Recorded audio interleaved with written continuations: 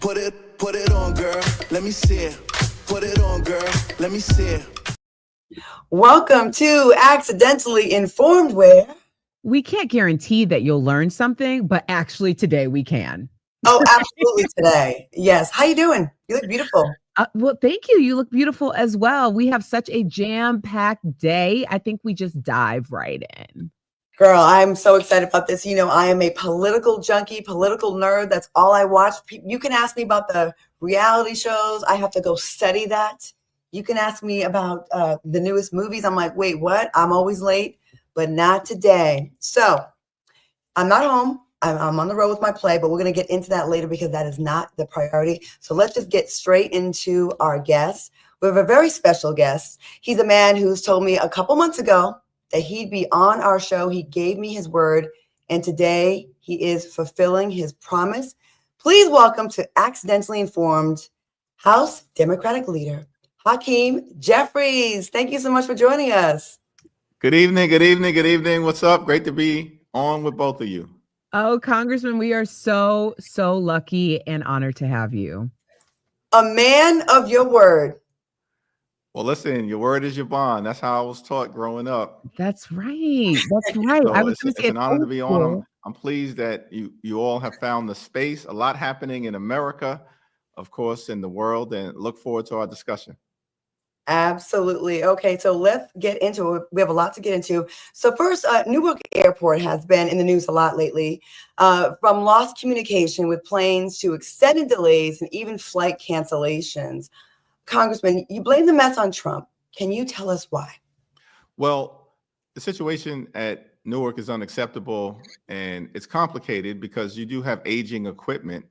But on day one, January 20th of this new administration, Donald Trump, Elon Musk, and the rest of the sycophants who ride with him, they launched an unprecedented assault against aviation safety, dismantled the Aviation Safety Committee, fired the head of the FAA, ran some air traffic controllers off the job, and basically have frozen the budget. And so all of these things tend to add up and create situations like what we see at Newark Airport. It's my hope that the Transportation Secretary, Secretary Duffy, is going to work in a responsible way, because if you impact things at Newark Liberty Airport, which is one of the busiest airports in the country, it doesn't just affect people in the tri-state area because the whole aviation system is interconnected. It affects everybody, and everybody should be concerned with making sure we can get this situation turned around. Congressman Jeffries, first of all, I do appreciate having it kicked back to the people who are the most affected. Like, we, the public, are the most affected by, lapses in judgment when it comes to our safety. And some people might say that lapse isn't a strong enough word. I myself was supposed to fly into Newark next week. I changed my flight and as well as our team's flight. It cost me double to do so because everyone's like, you can't fly into Newark right now. So what's the fix? Because obviously anytime something like this happens, the cost is the burden of the public to carry. So what's the fix? And is this a political failure or just decades of airline neglect catching up with us? I mean, we have to see both sides. So what do you think? Yeah, it's a great question. It's definitely a little bit of both. And because there have been decades of underinvestment in aviation safety, and we do have aging equipment, particularly at Newark Airport, as I understand it. But at the same period of time, there's been an assault on the federal government, as if the federal government doesn't matter. You're firing thousands of federal employees. That's disgraceful. These are hardworking public servants. You're creating an environment where people are reluctant to join the federal workforce because, they may not know whether they'll have a job the next day, the next week, the next month, given how erratic things are. And we were already dealing with an air traffic controller shortage. And so the administration does bear some responsibility. The buck stops with whoever is seated at 1600 Pennsylvania Avenue. We know Donald Trump spent 4 years blaming every single thing on Joe Biden. Well, now he's the president, and he has a responsibility for trying to fix these things and turn things around. And remember, y'all, right out of the gate, like inside of about 10 days during the Trump presidency, we had a tragic airline accident, the most deadly airplane crash in America since 9/11 that happened over Washington National Airport. And what's the first thing this guy does? He blames diversity, equity, and inclusion. You ain't serious, right, about aviation safety or anything else. But clearly, out of the gate, you showed us you're not serious about aviation safety when you go to your go-to excuse, which is to try to blame Black folks for the aviation situation that was a tragedy then and still needs to be resolved to this day. Congressman, I've been racking my brain since I've been seeing these idiotic, moronic, stupid moves that Trump has been making. And I just don't know what the end game is. Like, I don't know the attack on the federal employees. I saw a report today, I have to check on this, saying that 106,000 Black women have been affected by all these cuts. They're the biggest, they're the biggest opponents of Donald Trump, and I see why he's attacking them. But I don't understand why the attack on so many federal employees, and especially the FAA. I don't understand the end game of that. Like, what do you have any idea why? Well, it is perplexing. And I think we have a situation where Elon Musk was, put in charge of trying to downsize the federal government or, from his standpoint, take a chainsaw to the federal government. And that's disgraceful, right? I mean, they want to take a chainsaw to Social Security, a chainsaw to Medicare, a chainsaw to Medicaid. We need to take a chainsaw to Project 2025 because that's what's actually doing damage. So part of Project 2025 is to try to, downsize the federal workforce. And I think there's this broader strategy amongst right-wing Republicans that can be characterized as demonize, downsize, and then privatize, right? First, they want to demonize public sector employees. My mom and my dad were both public sector employees. One worked for the city, the other worked for the state. Pretty much throughout their entire career, it was a pathway for me into a working class background in central Brooklyn, but they want to demonize hardworking public employees or federal workers. Then they want to try to downsize, right? Firing people, trying to buy people out, intimidate folks from not joining the workforce. And then ultimately the objective is to go to privatization because they can make money. And if you think about the first 100 days plus of the Trump administration, chaos is the point. Cruelty is the point. They're deporting American citizens, 2, 3, 4 years old, some with cancer, right? Cruelty is the point. And corruption is the point, which is now being made abundantly clear for a lot of Americans when this guy is talking about a $400 million flying palace that he is going to try to receive from Qatar, who, by the way, are close friends with Iran and Hamas. I thought those were enemies, not friends of the United States of America. We were going to jump into that later in the show, but we can just get into that now because that is just, first of all, isn't the plane 13, 14 years old and it would take hundreds of millions of dollars to get it in shape to be on the level to be worthy to be Air Force One? It's unbelievable the blatant grifting in our faces and his supporters. It's whatever you like, whatever you like. It's unbelievable. Being, you've been in Congress and you've seen the way things supposed to go. Is it just OMG every single day? Yeah, it's interesting because this situation in the Senate, you've had a handful of Senate Republicans say, no, this is too much for us. We ain't really down with this. In the House, the sycophants, on the House Republican side, they haven't said a peep. Now, mind you, this is the same group of people who had a meltdown when Barack Obama had the nerve in the dead of August, where it's incredibly hot, particularly in Washington, D.C., to wear a tan suit. And some of them wanted to impeach him over a tan suit. And now you can't hear a word from them about the corruption that is unfolding before our very eyes. They've got no credibility. And Claudia, you're absolutely right. The thing is, it's a $400 million gift, but the taxpayers are still going to be on the hook by some reports for at least $1 billion because you have to upgrade, you know, Air Force One, which they're turning into Corrupt Force One. You got to upgrade it. You have to put in place missile systems, anti-missile defense systems, maneuvering. You've got to try to make sure that there are no foreign surveillance mechanisms embedded on the plane, which can be microscopic. So that whole process is expensive. So the whole thing is a sham. And it's only because the guy, President Trump, you know, wants to be able to travel the country or the world in this luxury situation. Mind you, he spent all the last year saying his top focus would be lowering the high cost of living in the United States of America. In fact, he told us that costs were going to go down on day one. But costs aren't going down. They're going up. Inflation is going up. They're crashing the economy in real time and driving us toward a recession. This is one of the reasons why he has become the most unpopular president after the first 100 days in American history. And we're going to keep the pressure on them.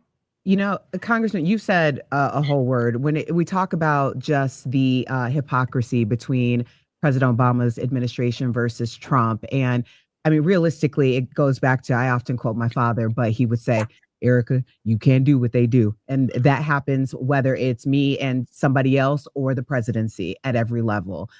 We just cannot do what they are allowed to do. But ultimately, I think you hit the nail on the head, even though it may not have been exactly your point earlier when you talked about both of your parents working in the private sector and how that was a pipeline for your ascension, for your success. And I think at the root of that, it's a neutralization, because when we're talking about people of color, specifically Black people, when we're talking about immigrants, you're talking about people who did not have a pathway. Those pathways were very much intimate. They were one generation removed, or we are actually in it. So the viability of the work ethic just looks different. And ultimately, when we're talking about neutralizing a playing field, it is very difficult to compete when someone is a track star. And that's kind of where we are in this conversation. So when people are like, it's not, you know, it's to create chaos. Yes, it is to create chaos. It's for us to look over here when all of these chaotic things are happening over here. So we miss the point. So for anyone who is missing the point, Congressman, what can we be doing, like tangible measures right now, to ensure that all of these pipelines that generations ahead of us created aren't closed? Yeah, well, Erica, thank you for that question. And the bottom line is, one, we're sort of in a moment with John Lewis, who I had the honor and privilege of serving with in the Congress for about 8 years, said to us all the time, listen, when you see something wrong, make sure you show up, you stand up, you speak up for what you know is right. Never give up, never give in, get into necessary trouble and good trouble. And this is a good trouble moment. Now, that can be done in a variety of different ways, but every single American has one Congress member and 2 senators. And you should be in touch with your representatives in Washington. We don't work for Donald Trump. We don't work for Elon Musk. We don't work for a wannabe king. We work for you, the American people. And we need to hear from you. So that's important for folks to be able to do. Whether it's a Democratic member of Congress or a Republican member of Congress, express your position and what you think we should be doing on your behalf, the issues that you care about. The other thing is making sure that you show up. So when there are events that are taking place in your community being held by a member of Congress who represents you, show up to express yourself or to listen, to hear a perspective, and encourage others in your family, your friends, your coworkers, your neighbors to do so. That stuff does really matter to us because at the end of the day, you know, we work for the American people. We need to hear from the people we work for. And then the last thing that I'd say is that on any issue that one may be passionate about, it may be healthcare, it may be economic empowerment, you know, it may be Social Security, it may be public education, whatever the issue may be, civil rights, voting rights, there's an advocacy organization that is doing good work in this space to try to protect things from going in the wrong direction based on the assault that has been launched by Donald Trump and his administration. And your member of Congress, your senators, your elected officials, we can connect you with those advocacy organizations for folks who want to lean in and do a little bit more. So we would contact our congressmen or our representatives, our senators to get that information.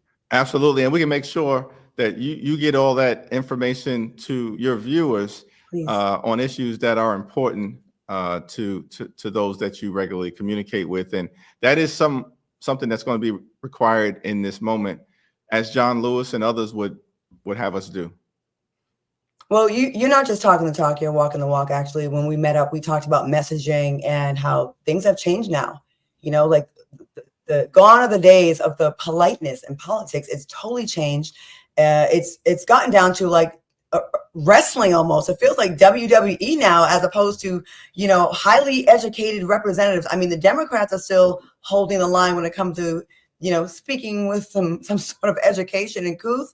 But on the Republican side, it has just been disgusting what we've been witnessing. And it's embarrassing, They're out of control. And sometimes, if I know I'm heading into a tough debate on the House floor, or, previously when I was on the Judiciary Committee, which is like being in the Coliseum, I'd have to put some diss tracks on just to get myself ready. Okay, what's your diss track song? Do you have? Give us one. Is it Ether? Is it, I don't know. I know you're a fan of him. Yeah. I mean, listen, Ether's a killer. The Takeover is a killer. Those are two legends, right? I mean, my go-to old school diss track is The Bridge Is Over. That's when I was in high school. Boogie Down Productions, The Bridge Is Over, and South Bronx, my two favorite BDP songs. There you go. BDP, KRS-One, shut the whole situation down. Even Nas admitted, man, we had to hold our heads down in Queensbridge for a couple of years. And then Nas and of course, some of the other artists came out of Queensbridge, Mobb Deep, and they killed it, and they brought the bridge back. But yeah, that KRS-One was the original, for me at least, the original diss track. But there's so many, others that I've got to turn to from time to time to get myself ready.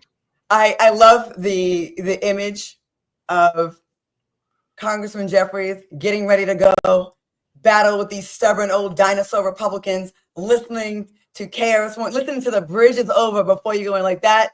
We need to hear more of that. Okay, so let's get into this next topic. We have to talk about the proposed Trump budget cuts. Now, the House Ways and Means Committee pulled an all-nighter, working over 17 hours straight and ending this morning. They voted to move forward a key part of Trump's agenda, with all Republicans voting yes and all Democrats voting no. What does that mean, Congressman, for the American people? Yeah, so Democrats were battling all night on the Ways and Means Committee and on the Energy and Commerce Committee. These are two key committees in terms of the Republican budget that's working its way through the House right now. One committee, the Ways and Means, it was all about, the Trump tax scam and the fact that they're trying to cut healthcare, cut nutritional assistance, cut veterans benefits or educational services and things of that nature, all in service of trying to provide a massive tax break for their billionaire donors like Elon Musk, when they should be focused on trying to lower the high cost of living. We agree. Housing costs are too high, groceries too high, insurance too high, utilities, childcare.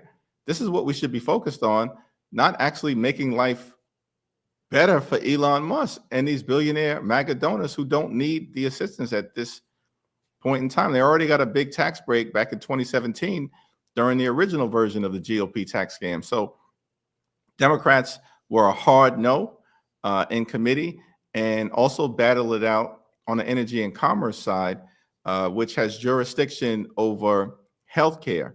And what Republicans are proposing right now is the largest healthcare cut in American history. Children are going to get hurt, families, seniors, everyday Americans, people with disabilities are going to get hurt.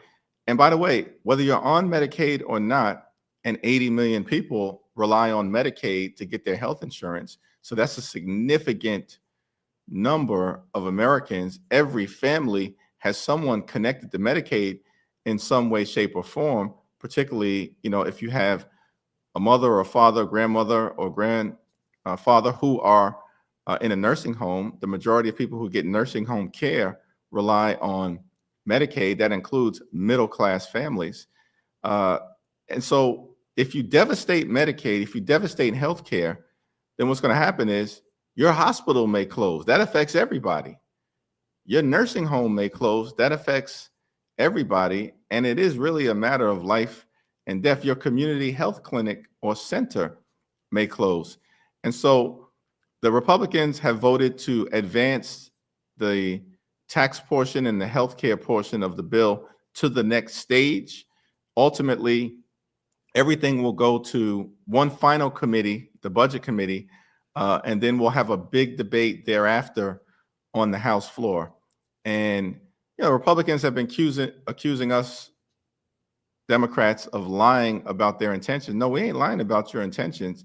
$715 billion in cuts to Medicaid is the largest cut in American history, and it's immoral, and you're going to hurt everyday Americans. And we're going to continue to fight them until the very end.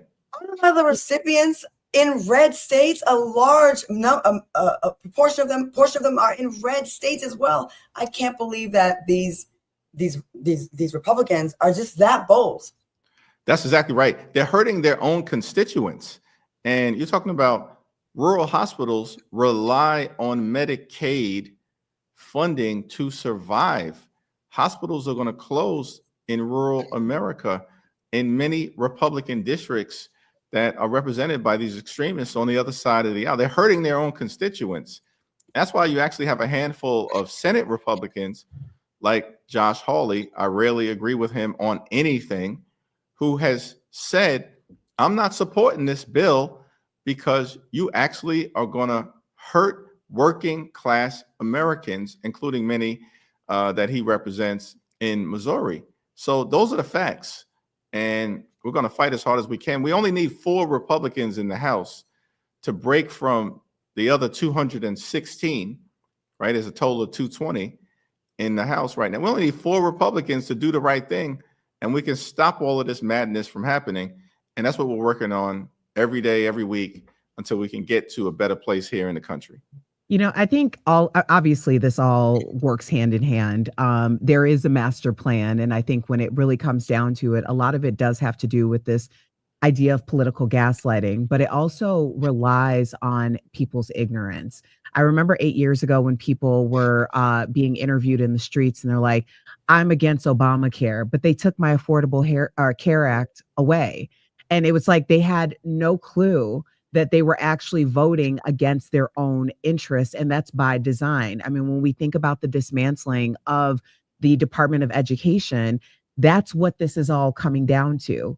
The American people being beholden for everything to the government. And it's a very scary situation.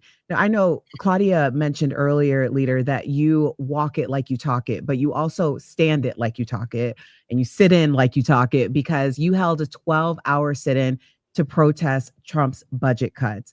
My question is kind of twofold. One, as things become increasingly changing in the media landscape, particularly in digital media, are there going to be ways that we're traditionally working in our favor to kind of galvanize the people that might not be as traditional, but are things kind of changing that way? Or are sit-ins as effective as we feel they used to be historically? Yeah, and this is in the great tradition of our civil rights heroes who found ways to dramatize the situation in order to reach the American people as part of an effort to get things turned around. And so, when Corey and I made the decision together to sit down on the House steps the day before Congress was coming back into session to consider this extreme and reckless and harmful budget, we said, you know what, we're going to sit down and we're just going to have a conversation. 2 colleagues, 2 friends, 2 brothers. I've known Corey for more than 20 years. We got started on our public service journey around the same time. Him in Newark, Brick City, myself, in the BK, but we were just right across from each other in terms of the Hudson River. And we said, you know what? It's just going to be the two of us, and we'll live stream the conversation. We started at 6:15 a.m. in the morning. And I said to Corey, look, at minimum, I think we got a guaranteed audience. He said, you got a guaranteed audience? I said, yeah, of two people, your mother and my mother. And so we started with two. But then as the day went on, hundreds started to tune in. Then it was thousands. Then it was tens of thousands. Then it was hundreds of thousands. And then it was millions when it was all said and done. And hundreds of people showed up, probably more than 1,000 in total, to actually sit with us as we were having conversations with the American people. Advocates showed up. We had a rabbi, and some Baptist preachers or some Black members of the clergy show up. We had an imam show up, and we were all talking about our values, the struggle, our faith. And by the end of the day, I think we had tens of millions of impressions within 24 hours. And so it was an example around something that I think both you and Claudia have leaned into, which is, you got to reach the people in different ways. Mm-hmm. And there's traditional media, and that's fine. And particularly as it relates to local press, local TV, local radio, local print, that will continue to be very important for members of Congress. But there are other ways to reach people to get information. And Trump diabolically did this in November of 2024. And our view is we will never let him out communicate us in that way again. Well, we appreciate it. I know it may feel frustrating at times doing what you do, fighting the good fight. And, when I see the criticism of the Democratic Party, like, do something, you're doing what you can with the tools you have. And until you get the majority back, what you have to do, people may deem it symbolic, whatever gets us inspired again and gets people back out there. It's unbelievable that we're that close, though, right? We need 4 congressmen to do the right thing. And it's sad that out of 220, right? It's 220. That's right. You got it. 220. That we don't have 4 decent Republicans that want to save America. We don't have 4 decent Republicans that care about women's health care, rights, minorities, immigration. They're all on code, walking with their cult leader. And it's so frustrating. And it's frustrating that, America has been dumbed down. They're doing a fine job of it. And it's working with that crowd. And they're never going to turn the channel from Fox News, faux news, to hear the real story. They're getting propaganda 24/7. So they're just getting their ignorant views reinforced.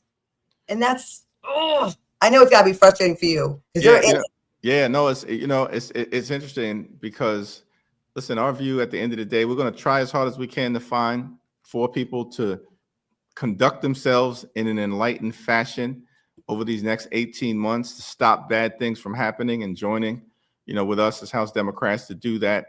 But the most important thing that we can do at the end of the day on the political side is take back control of the House. And we can do that next year. In fact, we'll only need to flip 3 seats because we'll be back at full strength by the end of this year. We'll only need to flip 3 seats and we can take back control of the House, and we can cut, this guy's presidency in half legislatively, start to really do some good things for the American people, and begin the process of ending this long national nightmare.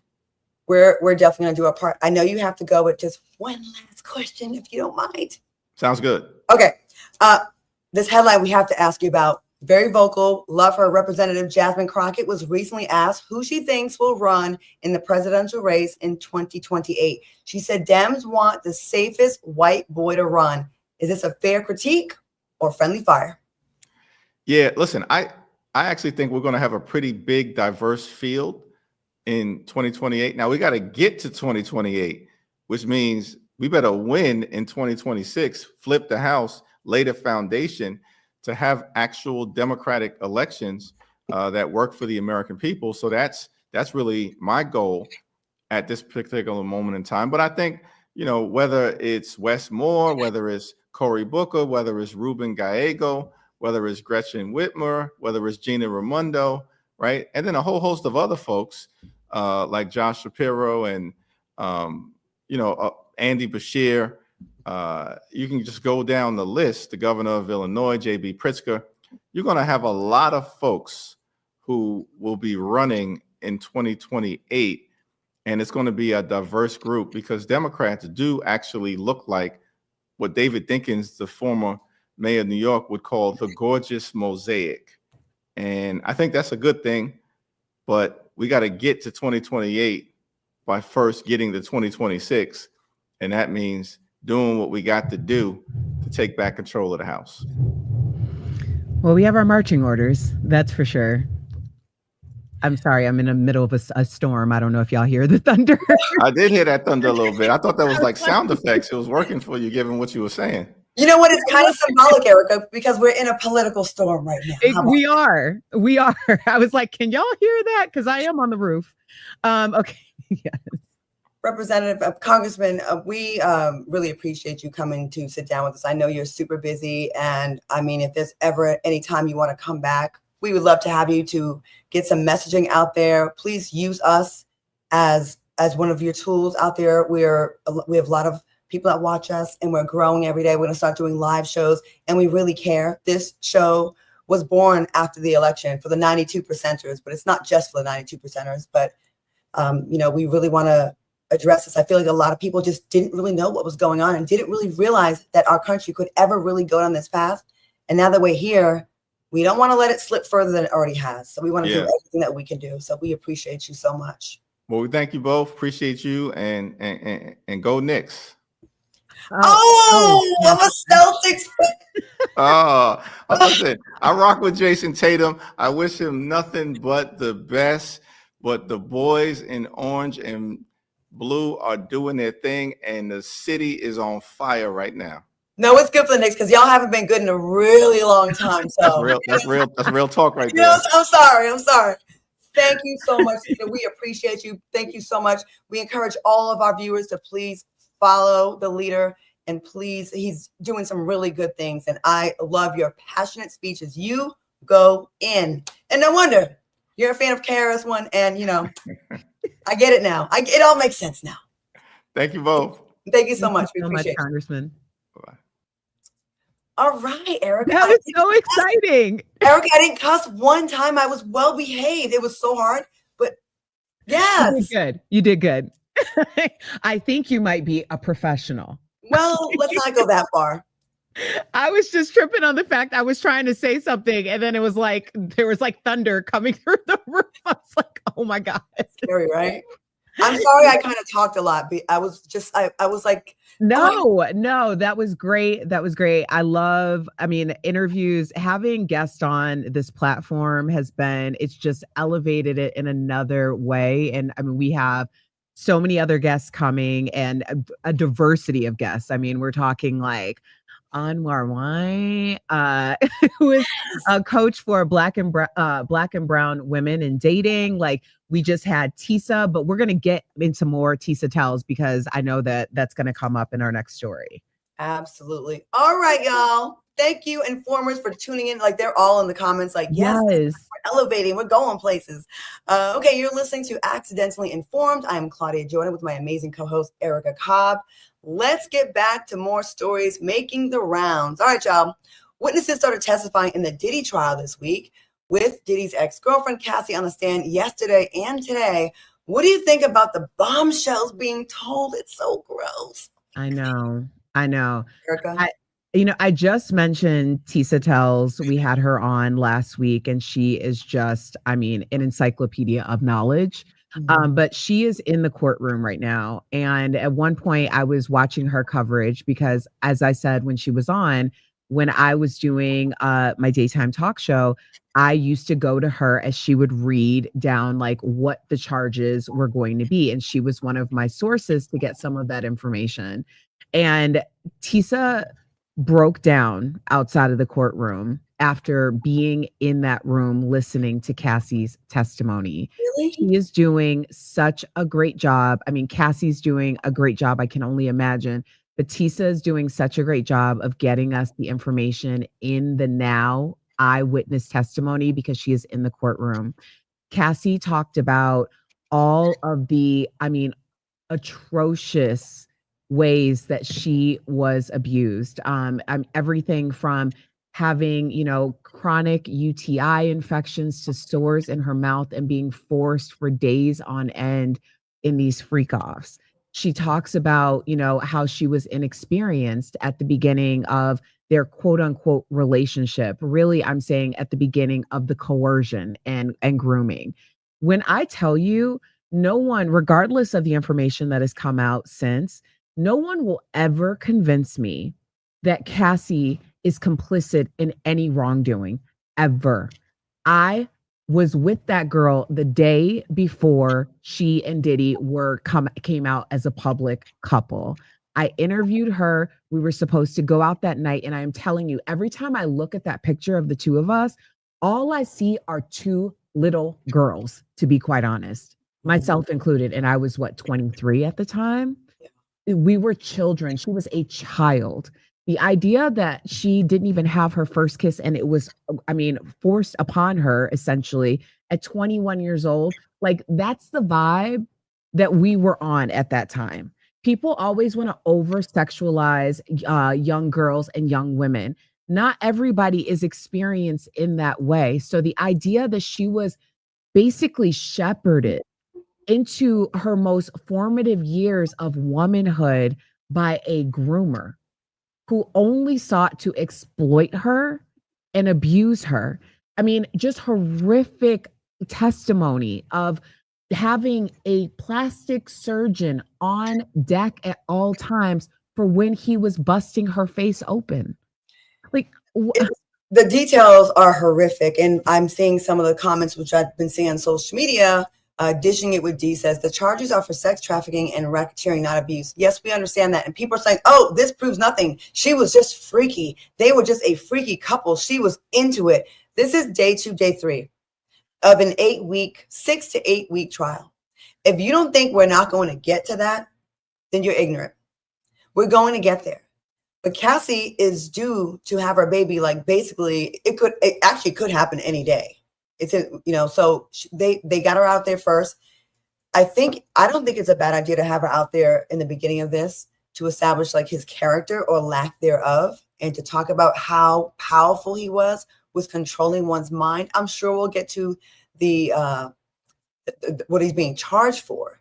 The federal government is not going to bring about a case for RICO and racketeering and just have evidence of abuse.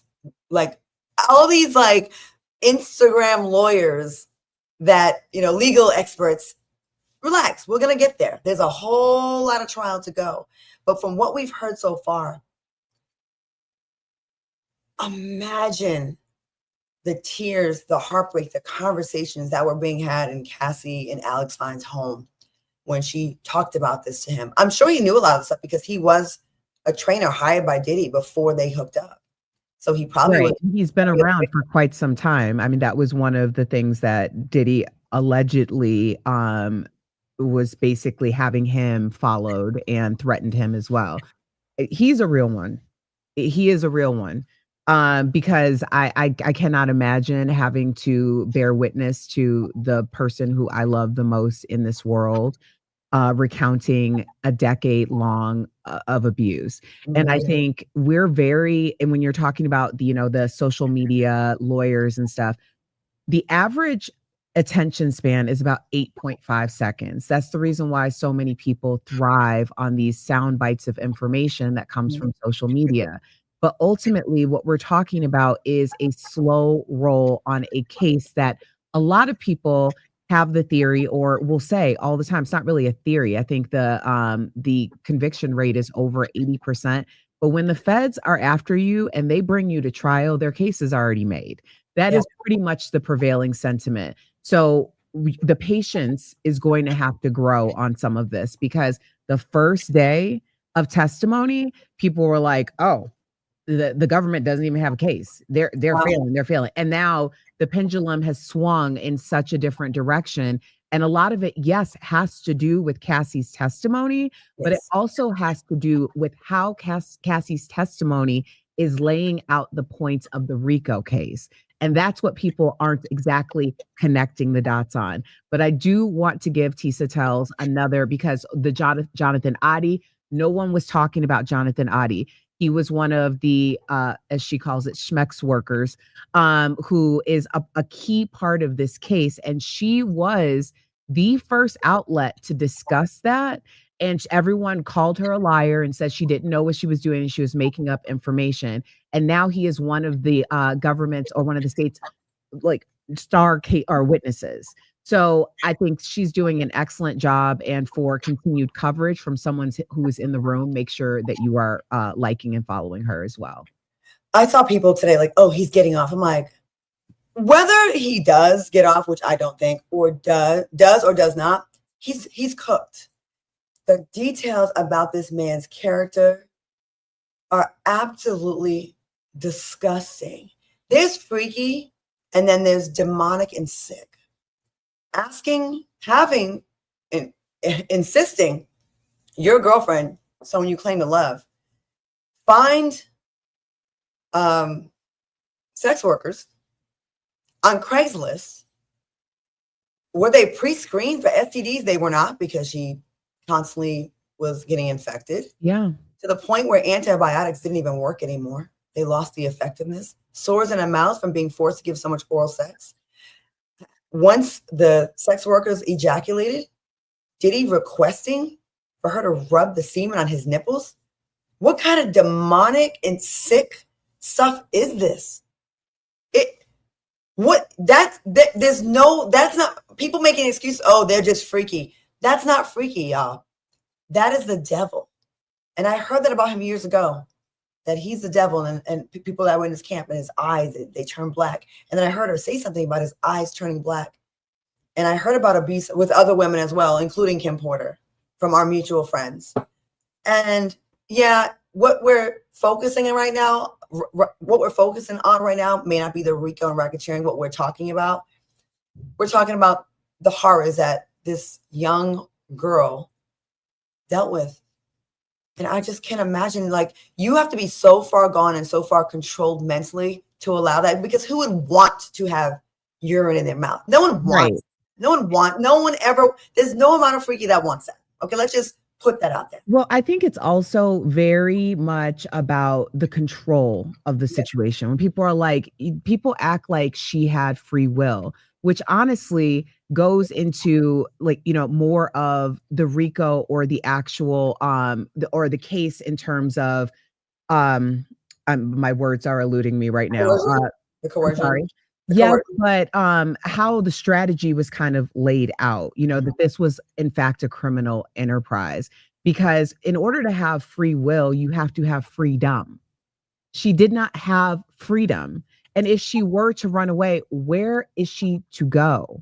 Well, she tried to, and that's why we saw the video of her getting beat up. Exactly. And then when she did leave him and started dating Kid Cudi, he threatened to blow up his car, and then eventually did blow up his car. So what's a girl to do? People are so quick to be in the comments in the safety of their homes with their normal lives and say, well, she wanted it. She could have gotten away. She did. We saw and we know of 2 times where she got the crap beat out of her, or attempted murder on the guy that she was dating. There's nowhere to go. If this guy wants to find you, he's going to find you. And she's not the only victim. There's other people. I'm sure she's seen people being held over balconies by their feet, allegedly, maybe unalived. She's seen a lot of stuff that would keep her living in fear. And when you look at the behavior of people that are in cults, they're brainwashed first so they can get controlled. And I just feel like I look at her like she was captive of a cult and a cult leader. I mean, I would say even worse, because at least with a cult, there are other people. Yeah. Like, she was essentially by herself.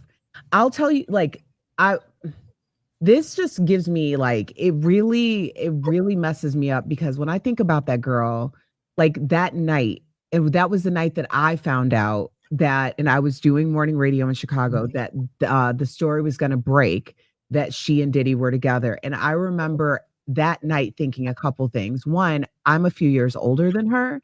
And I was like, ew, he's old. That was my first thought. Honestly, when I said that, I was like, no, I was like, he is not with that little girl. Like Mhm. we were, she was a kid. And then the next thing was, I will never forget when I was on my way, I was in a cab to go get her at the hotel that she was staying at, which was close to my house. And A&R, the rep from A&R called me and said, hey, she's not going to be able to come and join you. I was supposed to take her out to a club. And I was like, what do you mean? I'm on my way. And she goes, no, Diddy's not going to let her go. And I was like, Diddy? Like, or Puffy, I think at that time. And I was like, Puffy, like, what?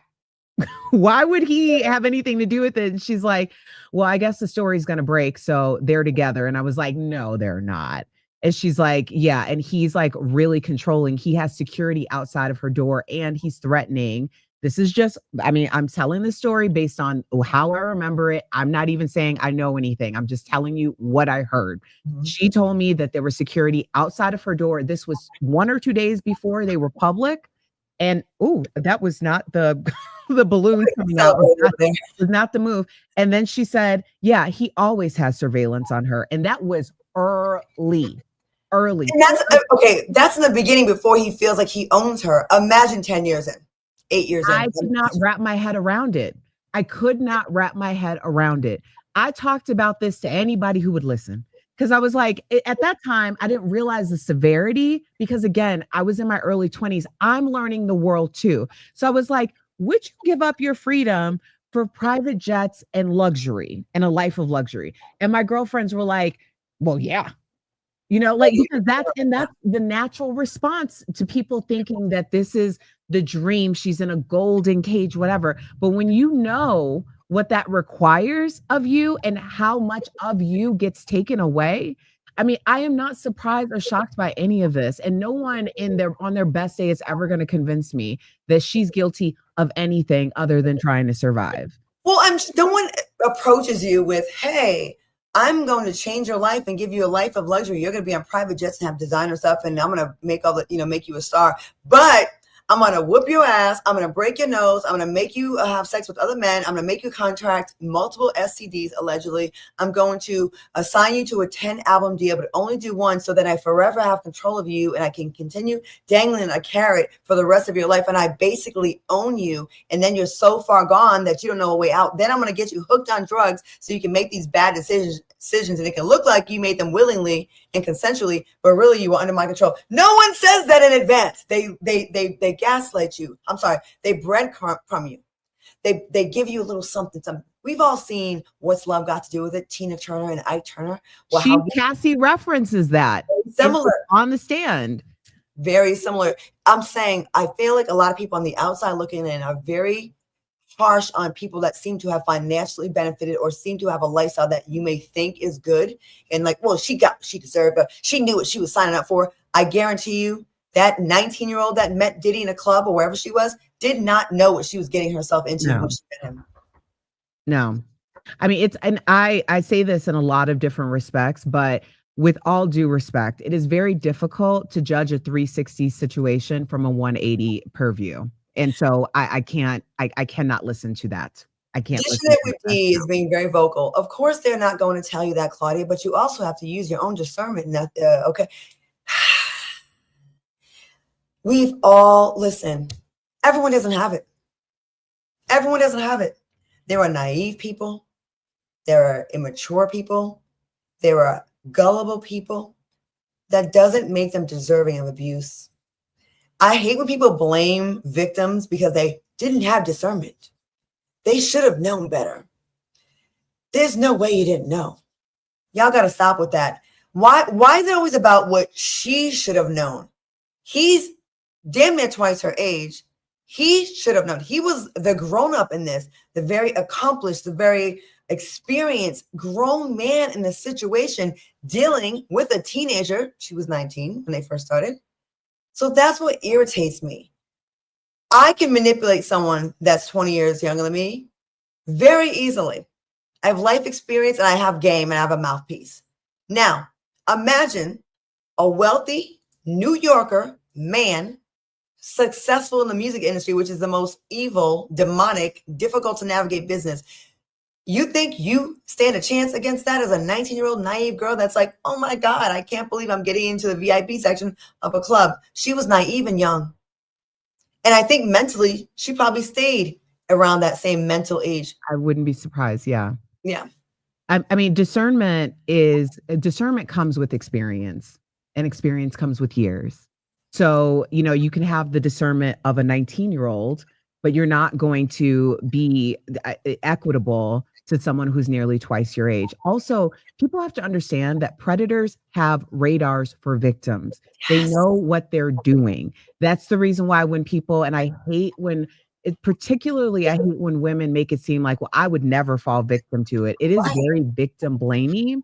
And just because you didn't have this very unfortunate, perfect storm of circumstances to land you in a position like that, where your discernment could have potentially have been tested in the same way, that's something that you should be grateful for and thankful for. And you should also be sending out nothing but positivity to people who have found themselves in survivor stances, because we don't know, a lot of times it's all about the timing. It's about how things lay out in your life. And I don't think that you should ever look down or judge someone for ending up in a victim state or, having to be a survivor. Like, that's something that people need encouragement for. And we don't know her story, like what she came from. I remember people coming for Mimi Faust from Love and Hip Hop about her choices.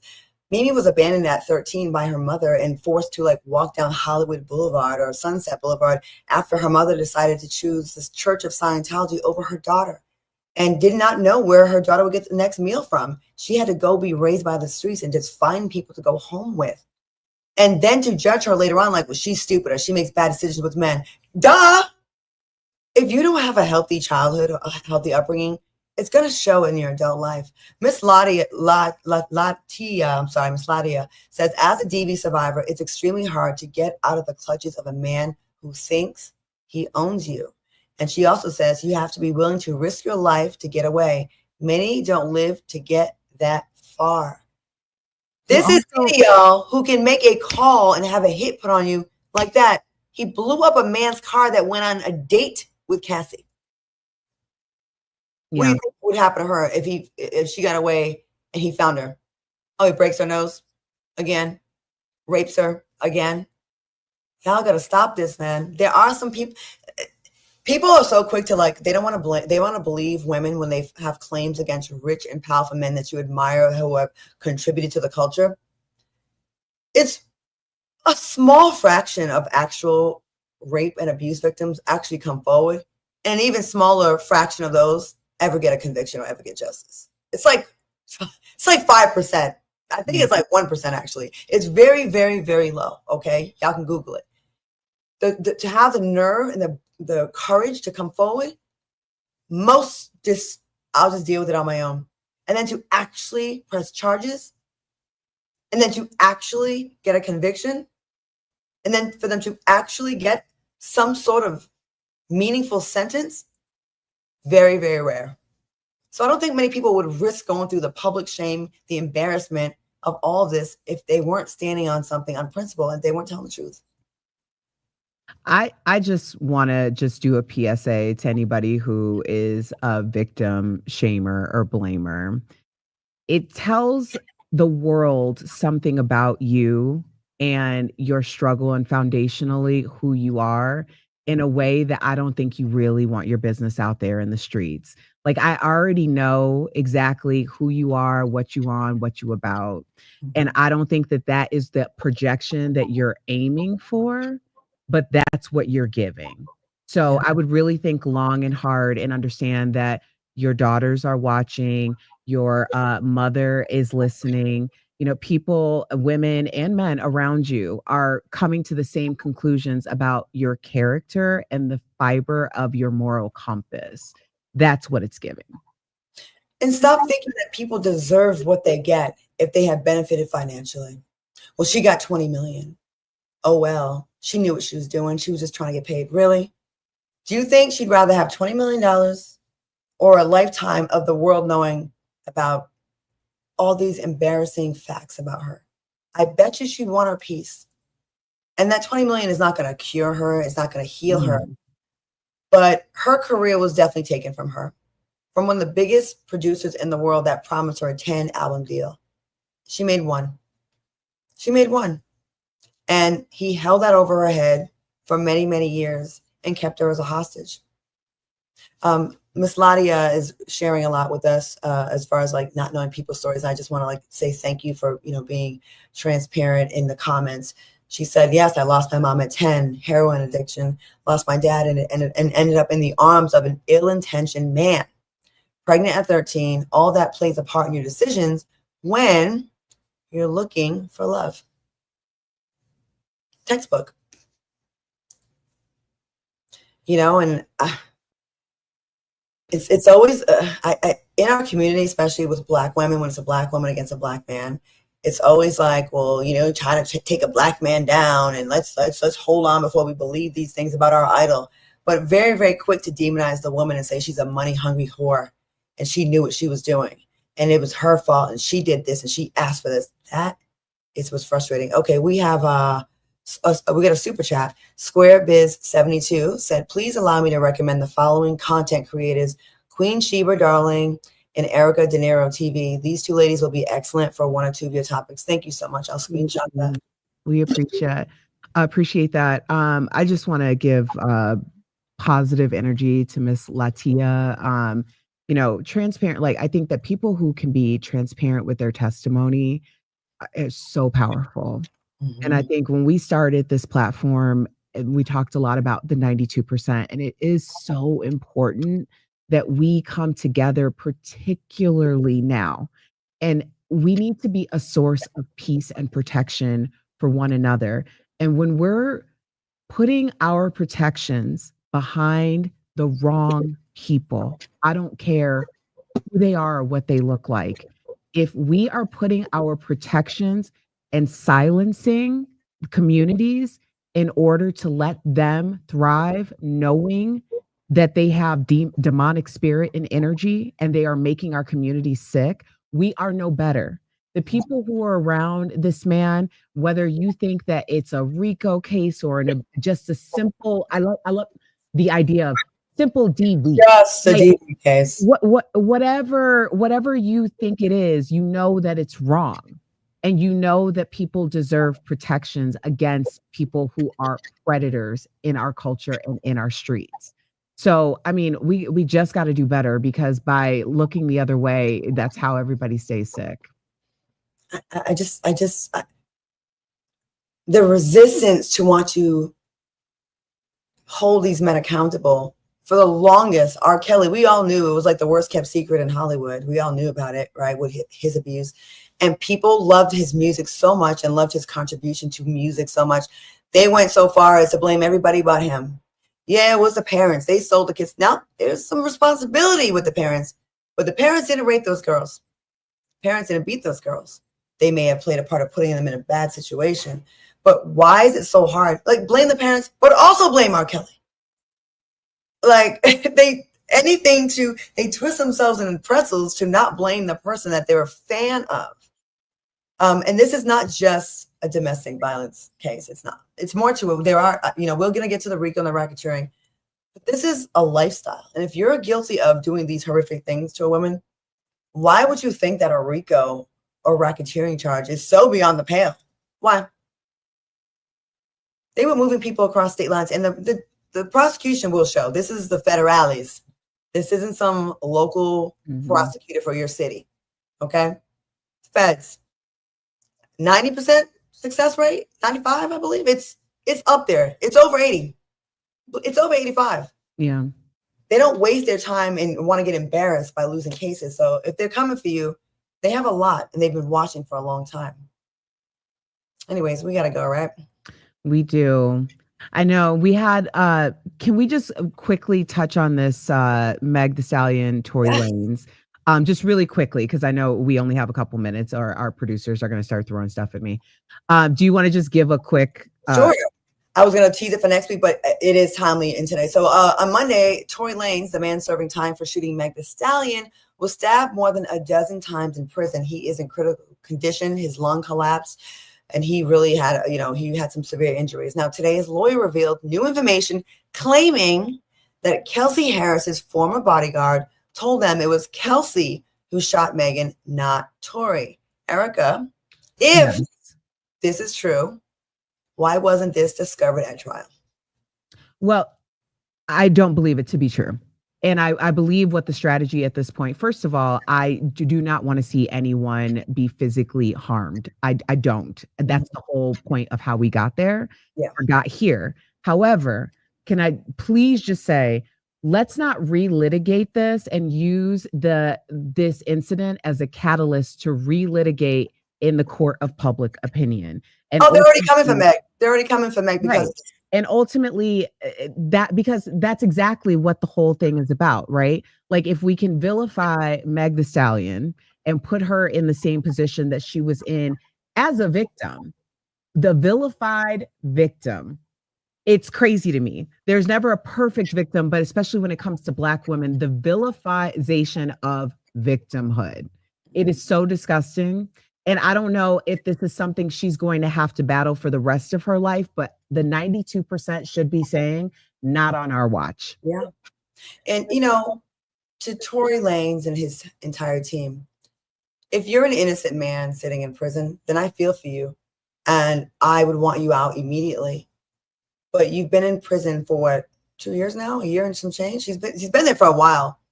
The time to say, it was Kelsey that did this, not me, would have been at your trial, which you did not get on the stand. Well, because she also had immunity, and I believe the immunity was blanket. So, which does make it look suspicious. Not gonna lie, like why would you need immunity if you didn't do anything, right? It does that, and that was crazy to do that. But I don't know. I'm saying why Tory? Why didn't he get on the stand? Why did his legal team never say? And also, there was a tweet that went around today. Someone brought back where it said Kelsey shot Meg, and Tory commented in the comments and he said, no, she did not. So why would you sit there and defend a woman you had some sex with a few times, right? Allegedly, and defend her because you taking her out of contention of being the shooter leaves you. But then it does beg the question, though. My point was, why not have pointed the finger at her when she's sitting there with immunity during the trial? Yeah, that's the truth. So I mean, it's just better. Like that'd be the perfect time to say, "Hey," and all this street miss me with the he doesn't want to be a rat. This is a man that wears fake hair. Okay, not to trivialize things, but like you're really worried about being called a rat and you wear a whole wig. Get out of here with that. When your freedom is on the line, when you have kids that you claim to love, and I think you do, you would be okay with risking going to prison for 10 years to not be called a rat and be in jail, be in prison, being assaulted and stabbed and potentially being the victim of a lot of other horrific acts in prison just to hold the line and protect Kelsey, someone that didn't even mean that much to you. Get the hell out of here. Stop playing in our faces with this. Now, again, I don't want to see anyone innocent in jail, but the time to prove your innocence was during your trial. And also, you shouldn't have been taunting Megan. Very arrogant, very arrogant. And I don't understand why you would not defend yourself if you knew someone else did it and you did not. It sounds like reverse engineering after the fact, and maybe, I understand you want to get out of there. You're in harm's way. I get it, Tory. But this is not it. And all it took was one lawyer to get in there and make a little quick press, little press conference for everyone to just, no, never mind, and get back on attacking Megan. Because they want her to be the villain so badly. They want Megan to be the villain so badly. And don't forget, as far as I can see, and it's been very consistent, this is just a talented woman who has had a series of very personal, tragedies, and she is a comeback queen, and they want her to be the villain, and it's sad. And I think that we absolutely, again, calling all 92%ers, it absolutely is one of our priorities to ensure that she is protected. It is. Because our children are watching, our nieces are watching, we are being watched too. As much as the people who are saying nasty things about someone who is a survivor of an assault with a deadly weapon, they are watching both of us. It's It's amazing that the one person who got injured that night is the one that they demonized the most. Kelsey wouldn't even know Tori probably if it wasn't for Megan bringing her in her star circles, right? And we wouldn't know Kelsey. And I'd like to return to that day. Thank you. Girl, I this case does frustrate me. And the eagerness to, we knew it, Meg was a liar, has been very sickening what I've been seeing on social media. And we will dive more into this next week as more details emerge. This was a fantastic show. We didn't have, not as jokey, but we need to do shows like this sometimes, very important shows. We want to definitely thank the leader, Congressman Hakeem Jeffries, for joining us. We really appreciate a man of his word. I have him on my Instagram where I said, will you do my show? And he said, yes, lock it in. And he did. A man of his word. We respect that. And we appreciate you so much. And we look forward to having you on some more in the future. Is that doing too much? Yes. And no. We can throw it like out I there. said it during the show. I was like, so we'd love to have you back in the future. Yeah, well, we got to leave the door open. But speaking of the door being open, just a quick tease, Anwar White will be on our show next week. He is the fairy godbrother for Black and brown women who need a little help in the dating coach department.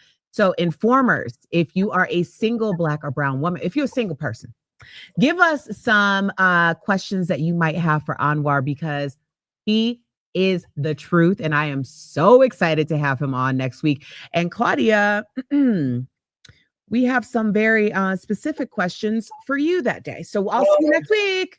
I will be drinking. This has been Accidentally Informed, where we can't guarantee you'll learn something, but this week you absolutely did. That part. We'll see you next time. Bye, Informers with Erica. Put it on, girl. Let me see it.